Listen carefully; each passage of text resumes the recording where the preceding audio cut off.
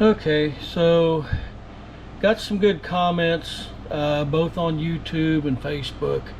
Now this particular tractor, Craftsman Pro, with a Kohler 22 horse engine, apparently it came with 3 different types of charging systems. The one that I have is fixed timing.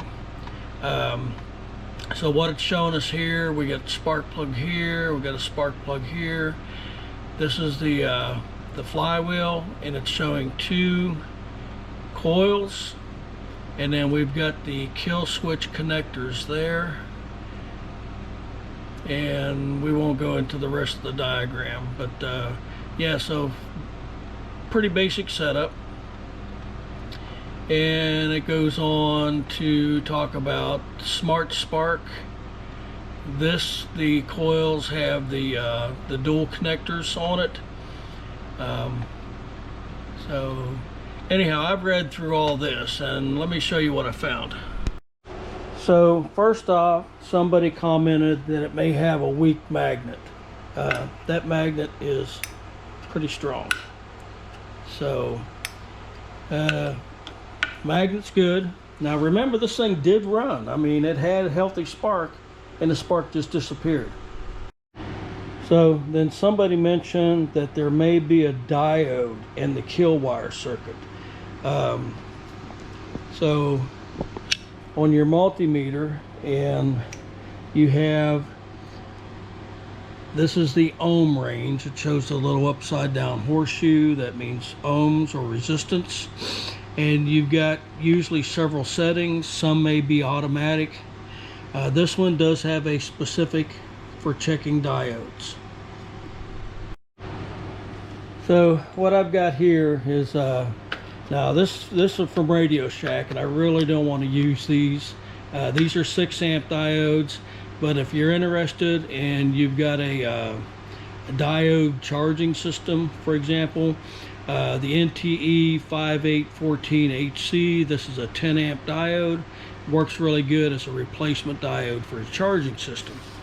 But to check your diode, you go and set your meter to the diode setting or your lowest resistance setting.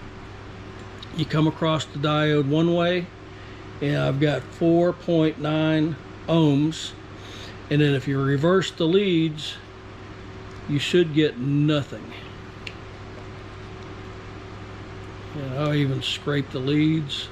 So you see, so that's how a diode works. It lets current flow in one direction and not the other.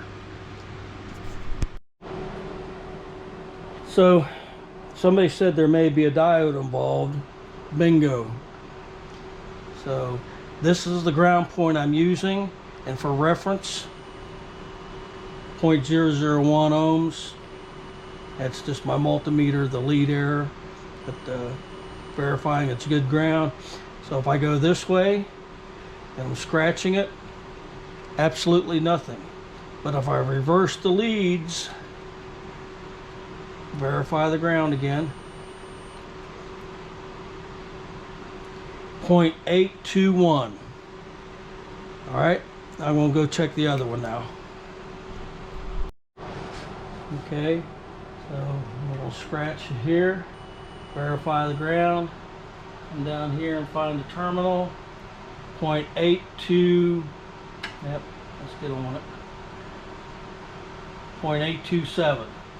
And if I reverse them, nada. So there is a diode in here.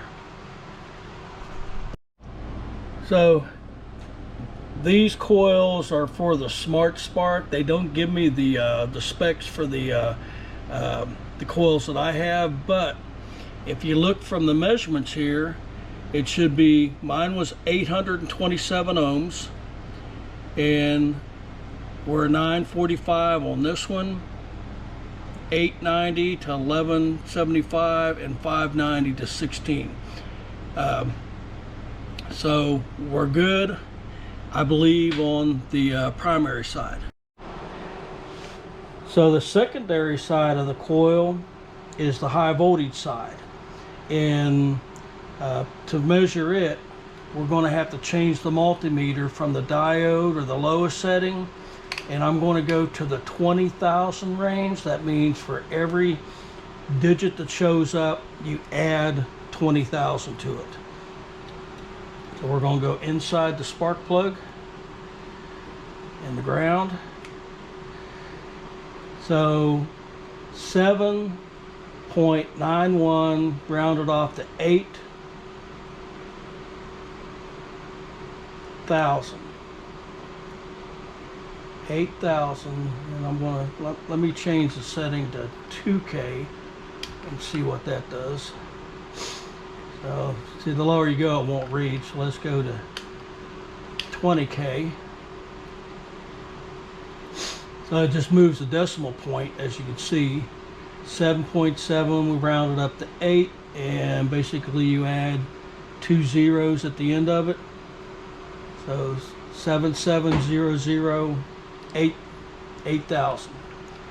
So let's go see what the book says. So on the coil that's closest to my reading, which is 590 to 616, 8,000 to 40,000. Pretty high range, but we're in the ballpark. So the coils look like they're good. Okay, so for the next test, somebody mentioned that I still may have an ignition switch problem. So what I've done is I've disconnected the kill wires from both coil packs, but for safety reasons I hooked up a jumper lead so I can ground it to kill it if it does start.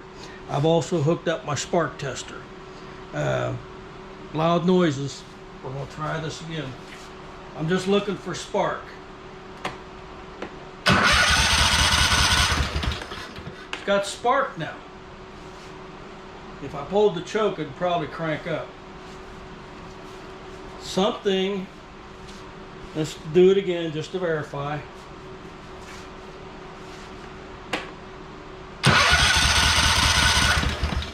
I got a healthy spark. Let's check the other side. Okay, I moved you over here, so watch right there.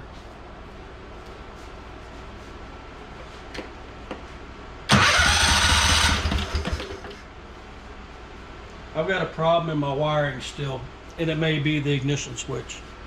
Further testing is needed. Okay, so I'm going to run it one more time. This time we're going to pull the choke and just verify it's going to run.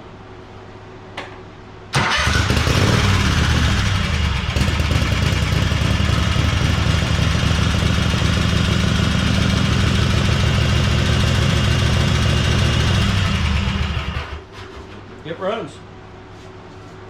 Okay. Wow. Somewhere in the Netherlands, it's got a problem.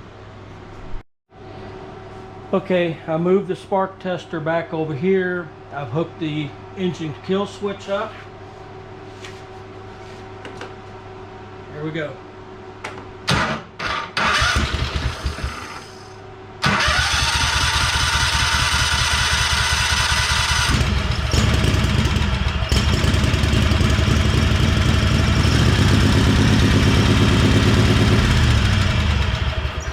Guys, that's why this thing's so aggravating.